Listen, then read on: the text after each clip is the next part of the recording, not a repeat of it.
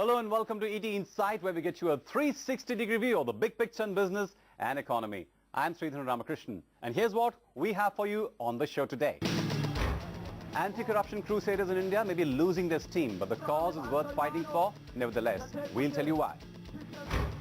Policing governance is a tall task, and the Lokpal bill cannot be the government's only weapon to ensure transparency. So what can India do to control corruption?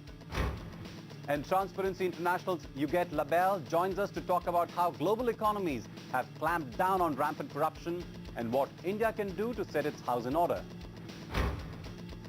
Our top story first. From the rising star in the east to a country which has now seen innumerable skeletons tumble out of its closet in the past few months.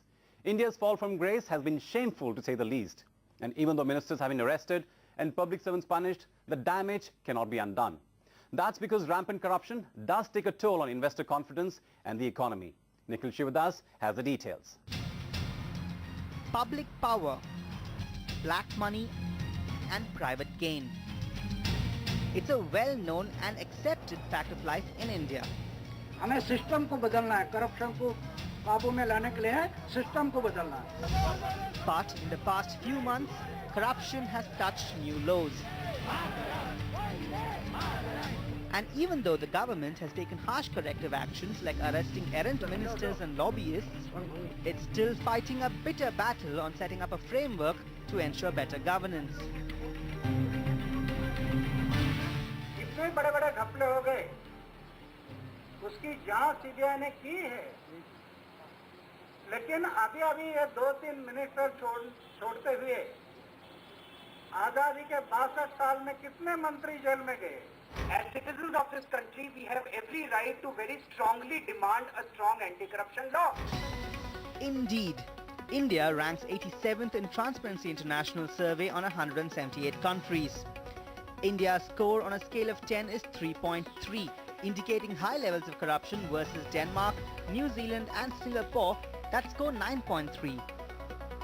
And according to Hong Kong-based political and economic risk consultancy PERC, India is among the worst Asian economies in terms of political corruption, which indicates places where regulatory and licensing bodies charge extra for their services or create red tape to collect fees. On a scale of 1 to 10, where 10 indicates the worst, India scores 8.54, a notch better than Cambodia and Indonesia. And it is a matter of grave concern because high corruption eats into the country's productivity and makes it tough to do business here. Corruption is an impediment to faster growth and hurts the poor most.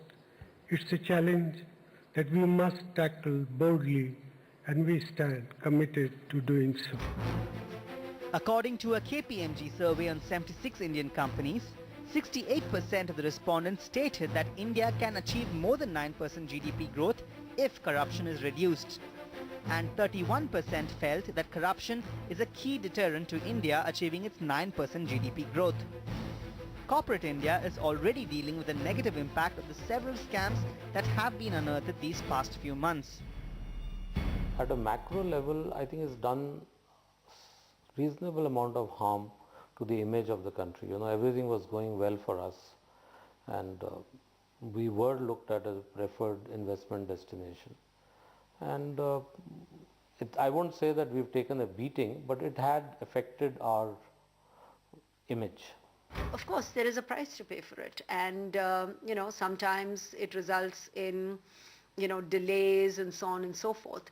But I do believe that if we have a conviction that the India we want to create for our future generation is going to be open, transparent and not corrupt, then the action has to begin with individuals, go to institutions, and only then can we demand and expect accountability from everybody else.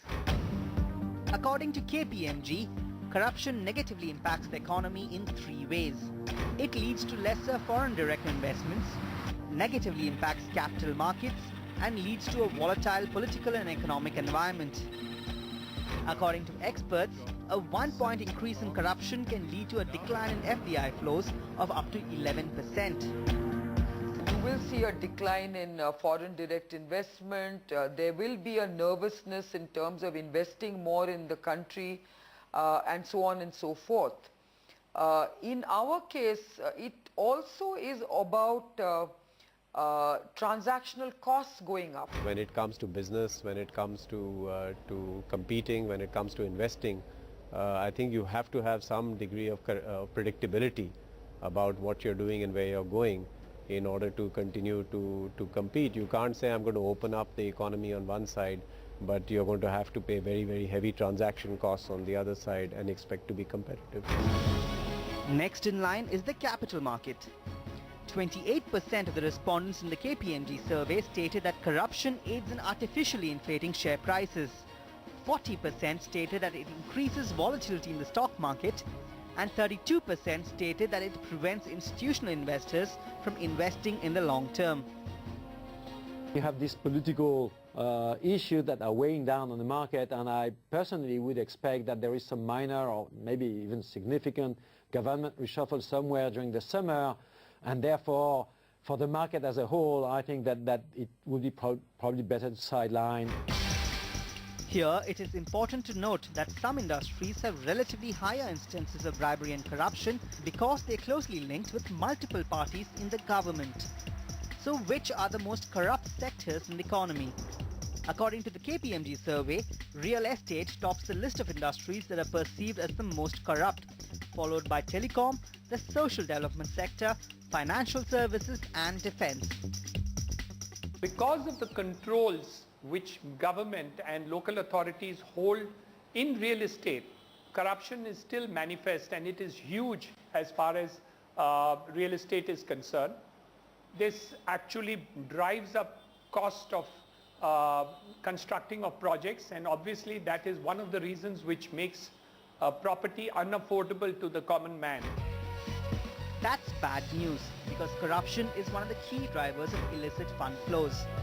According to a report by Washington-based NGO Global Financial Integrity, India lost a total of $213 billion between 1948 and 2008 due to illicit flows, the present value of which is at least $462 billion after adjusting it for accumulated interest. This is just 72% of the total illicit wealth that Indians have created.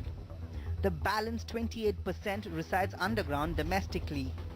According to Global Financial Integrity, India is losing nearly 240 crore rupees every day to illicit outflows.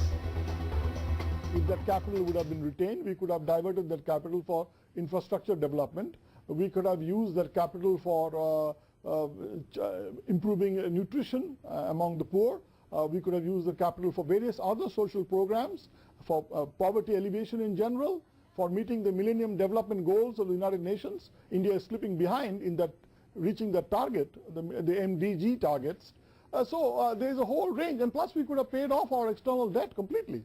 I mean, that's a no-brainer. I mean, India has lost that capital, and it is to its detriment that it has lost that capital. To be fair, the government has made serious attempts to bring down corruption through e-governance and the UID project, which is expected to clean up the inefficiencies in the public distribution system by ensuring that subsidies reach the right people. That's not all.